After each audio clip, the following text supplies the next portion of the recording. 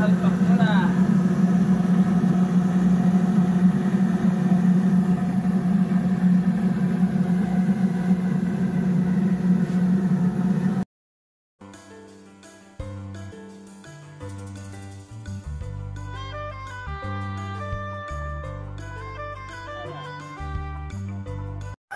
Alright, so what is up mga kamanok, good morning. This is Pong once again of Butnes Bugana Farm.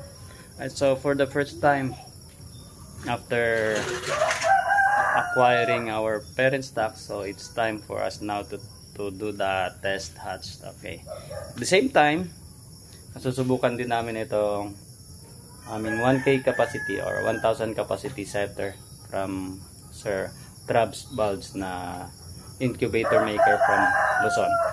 Right, so since mataas ito, I will be needing a ladder. Yan, so nag-set up na ako ng continuous water refiller. Yan, so tara, tingnan natin. So ayan, ito siya. Ilagyan na natin to ng tubig, then we connected it to the hose that goes inside.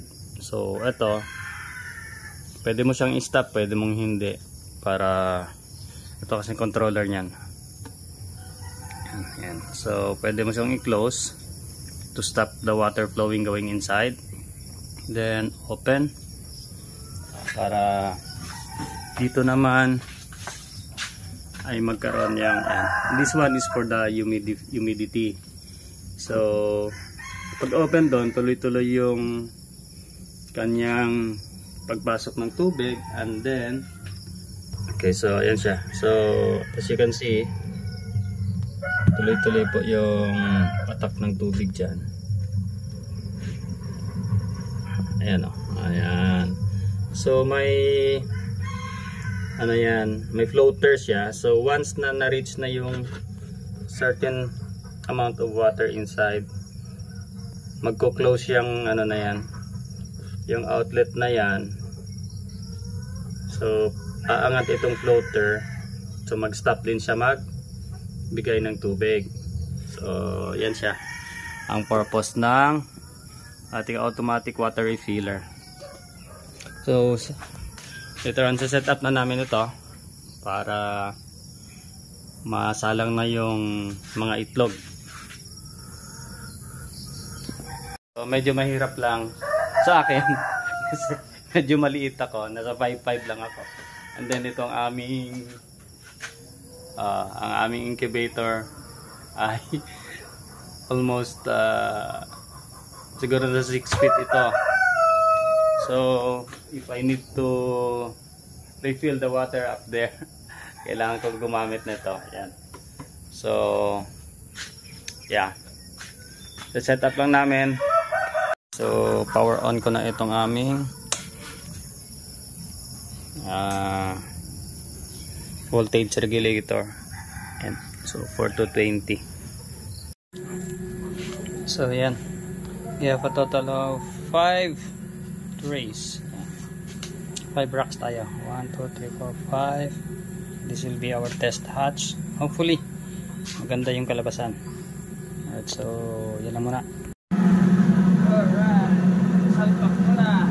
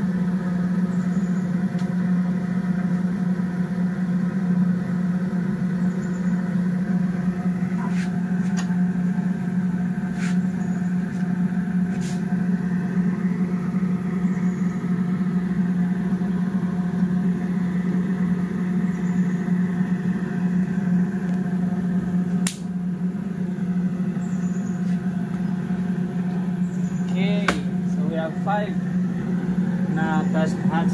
Hopefully a few days from now maganda yung result.